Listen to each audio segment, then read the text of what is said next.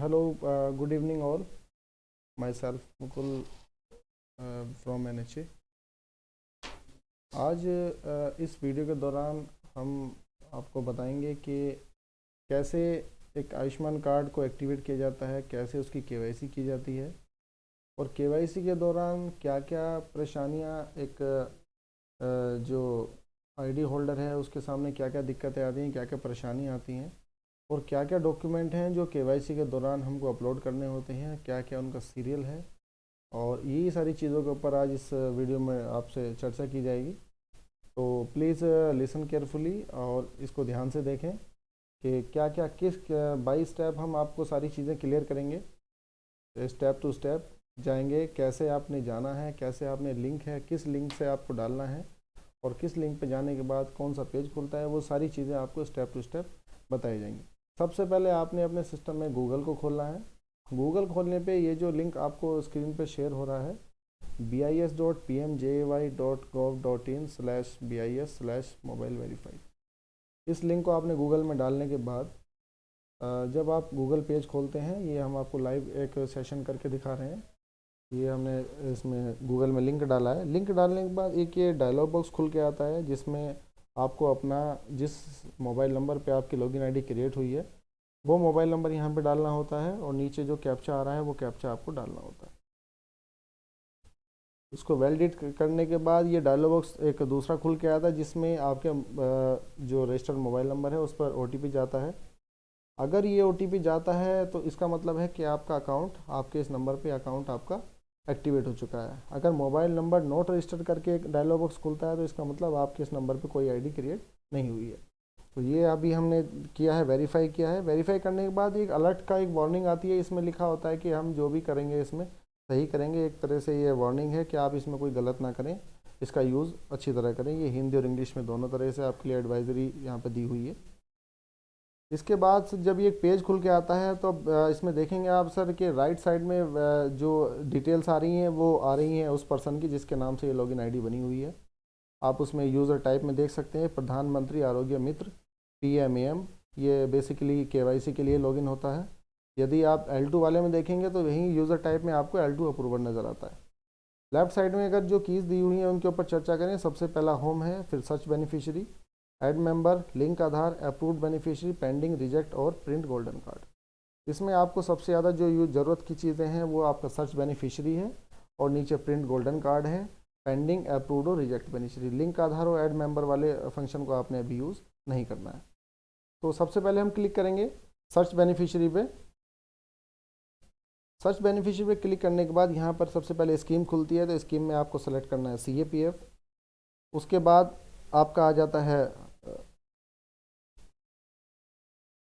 फिर आता है पैरामीटर कि आप किससे सर्च करना चाहते हैं। आप फोर्स आईडी से सर्च करना चाहते हैं, आयुष्मान CAPF आईडी से सर्च करना चाहते हैं, हम यहाँ पे फोर्स आईडी से सर्च करेंगे। फिर आता है आपका सेलेक्ट फोर्स टाइप, आपको अपनी फोर्स का नाम इसमें सेलेक्ट करना है और अपनी नीचे फोर्स आईडी आपने यहाँ पर डालनी है। फोर्स आईडी डालने के बाद जब हम सर्च पे क्लिक करते हैं तो हमारे ये हमने डाली है फोर्स आईडी जो फोर्स पर्सनल की है। तो उस फोर्स पर्सनल से बिलोंग करने वाले जितने भी उसके फैमिली मेम्बर्स हैं, फोर्स आईडी डालने पर यही बेनिफिट होता है कि आपको सारी ही जितने भी उनसे बिलोंग करते हैं, सारे डिपेंडेंट हैं, उनका सबका जो ब्यौरा है यह यहाँ पर खुल के आ जाता है। तो अब आप देख सकते हैं कि इनके ऊपर ये 3-4 बेनिफिशरीज हैं जो डिपेंडेंट हैं, तो सभी का ब्यौरा खुल के आ रहा है। जब हम कलेक्ट KYC करते हैं तो एक पेज खुल के आता है दूसरा, लेकिन जब कलेक्ट KYC करने पर रेड कलर का आ जाता है। जैसे आपको हम दिखाएंगे कि इसमें से ये जो आपके सामने दिख रहा है इसमें एक एक है ऐसा जिनकी KYC नहीं हुई है, जिसका हम लाइव आपको करके दिखाएंगे। बाकी KYC हो रखी है। तो आप ये देखिए कि नीचे ऊपर लिखा रहा है डाटा ऑलरेडी वेरीफाइड। इसका मतलब है अगर ये डायलॉग बॉक्स खुल के आ रहा है तो आपके पर्सन की KYC हो रखी है और जब आप इसको ओके करेंगे तो उस पर्सन के सामने वाला जो ब्लू कलर का था वो रेड कलर का हो जाएगा। इसका मतलब है कि इनकी KYC हो रखी है। और जिसकी KYC नहीं हुई है, जब हम उनके कलेक्ट KYC पे क्लिक करते हैं तो आप देखेंगे कि फिर एक नया पेज खुल के आता है। ये जब पेज खुल रहा है इसका मतलब है कि इन पर्सन की KYC नहीं हुई है। ऊपर कुछ मैंडेटरी फील्ड्स दिए हुए हैं, जैसे मेंबर आईडी दी हुई है, नेम दिया हुआ है और यहाँ पर फैमिली आईडी दी हुई है। इसमें आप कोई चेंजेस नहीं कर सकते हैं, ये चेंज वाला कोई फील्ड नहीं है। दूसरा आपको बता दें कि अभी आगे हम आपको बताएंगे कि केवाईसी के दौरान क्या क्या दिक्कतें आती हैं। एक फैमिली आईडी करके आप देख सकते हैं राइट साइड में, जिसके आगे CICI करके और पर्सन का फोर्स आईडी लिखा हुआ है। एक एरर जब ड्यूरिंग केवाईसी एक एरर रिफ्लेक्ट होता है, मैक्सिमम एरर अभी देखने में आ रहा है, डाटा वैलिडेशन फेल्ड। तो मैं आपको पहले ही बता दे रहा हूँ, शायद बाद में ये चीज़ें नहीं आएंगी, आप इसको नोट भी कर सकते हैं। फैमिली आईडी जो लिखा है CICI और UID नंबर लिखा है, तो इसके थ्रू जाके आप सॉरी, डाटा वैलिडेशन फील्ड में गलत बताया, जो आता है अदर हाउस होल्ड, एक एरर अभी हम आपको दिखाएंगे। तो उसमें अगर आप ये ऑप्शन यूज़ करेंगे जो फैमिली आईडी में लिखा हुआ है CICI, तो आप उस एरर से आप बच सकते हैं। और अगर वो रिफ्लेक्ट हो रहा है तो जब आप इसको डालेंगे तो आपकी केवाईसी जो है वो इजीली हो जाएगी। अभी हम आपको एक केवाईसी का लाइव डेमो दे रहे हैं, और हम जैसे कि गाइडलाइन दी हुई है, MHA भी गाइडलाइन है और NHA की भी गाइडलाइन है कि सारी केवाईसी जो है आपको आधार बेस्ड करनी है।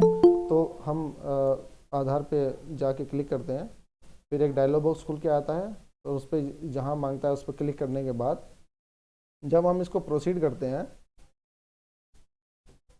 तो यहाँ पर आपका मोबाइल नंबर मांगता है, या यहाँ पर आप कोई भी अपना मोबाइल नंबर डाल सकते हैं। ये आधार कार्ड से लिंक वाला मोबाइल नंबर डालना कोई मैंडेटरी नहीं है।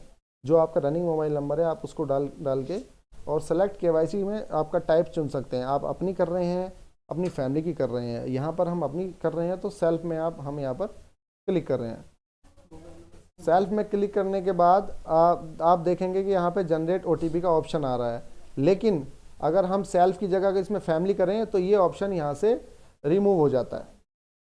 तो ये देखिएगा, अगर आप सेल्फ की कर रहे हैं तो आपके मोबाइल पर OTP जाएगा, अगर आप फैमिली की कर रहे हैं तो आपके मोबाइल पर OTP नहीं जाएगा, आप अगले पेज पर डायरेक्ट जा सकते हैं। लेकिन हम यहाँ पर सेल्फ की कर रहे हैं तो हमें यहाँ पे OTP, हमारे मोबाइल पर OTP आएगा।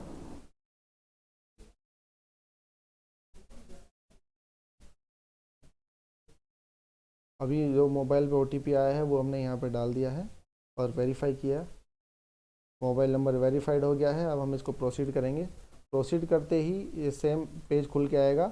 अभी ये यहाँ से जब हमने आधार पे फर्स्ट टाइम क्लिक किया था तो आधार के अंदर में ये 3 चीज़ें आती हैं, जिनसे आप इन तीनों में से जो आपके पास अवेलेबल ऑप्शन है, पहला फिंगरप्रिंट्स है, दूसरा आइरिस है और तीसरा आधार OTP है। ये इट्स डिपेंड ऑन यू कि आपके पास इनमें से क्या। अगर आपके पास आइरिस है, आइरिस स्कैनर है, तो आप iris you can go through with iris. Otherwise fingerprints वाला आपके पास अगर मशीन है तो आप फिंगरप्रिंट से जा सकते हैं। अगर आपके पास इन दोनों में से कोई नहीं है तो फिर आपको सिंपली आधार OTP के थ्रू जाना है। तो हम यहाँ पे आधार OTP से ये KYC कर रहे हैं। आधार OTP डालते ही फिर हमको यहाँ पर आधार हमारे जिसकी हम KYC कर रहे हैं, ये उसका आधार कार्ड नंबर हमने यहाँ पर डालना है। ये कन्फ्यूजन नहीं करना है कि फैमिली मेम्बर्स की KYC में डॉक्यूमेंट इंडिविजुअल के या जो फोर्स पर्सन है उसके लगेंगे। ये आप हमेशा ध्यान रखिए, जिसकी KYC उसी के डॉक्यूमेंट और उसी का आधार नंबर यहाँ पे आपको यूज़ करना है। आधार नंबर हमने डाल दिया, नीचे हम जो कैप्चा आ रहा है उस कैप्चा को हम डाल रहे हैं। कैप्चा डालने के बाद जब हम वेरीफाई पे क्लिक करते हैं तो ये जनरेट OTP का ऑप्शन आता है, और ये OTP हमारा उसी मोबाइल पर जाता है, उस नंबर पर जाता है जो हमारे आधार कार्ड से लिंक होता है। हम देखेंगे जब हम जनरेट OTP करते हैं तो हमारे मोबाइल नंबर की लास्ट की 4 डिजिट हमको यहाँ नज़र आती है, उससे हमें पता लग जाता है कि हमारे किस मोबाइल नंबर पर ये OTP गया है। एक चीज़ और, यदि आप किसी पर्सन की KYC कर रहे हैं जो आपके सामने नहीं बैठा है या आपसे कहीं दूर है, ये आधार OTP वाला ऑप्शन आप सबके लिए सेलेक्ट कर सकते हैं। तो ये आप थोड़ा इंश्योर कीजिएगा KYC के दौरान, जब आपने नीचे जनरेट OTP किया उसके बाद ये डायलॉग बॉक्स खुल गया है जहाँ पर लिखा है OTP send to the number, last की 4 डिजिट 1464। आप इसको तब तक ओके मत करिएगा जब तक आपके पास OTP नहीं आ जाता है। आप किसी से फ़ोन के थ्रू ले सकते हैं, और नहीं तो अगर आपके पास है तो ले लीजिए। अगर आपने ओके कर दिया तो फिर आपको 40 सेकंड का समय ही मिलता है। जब तक आप इसको ओके नहीं करेंगे वो काउंटडाउन स्टार्ट नहीं होगा। अभी हमारे पास OTP आ गया, हमने OTP डाला और वेरीफाई OTP पे क्लिक कर दिया है।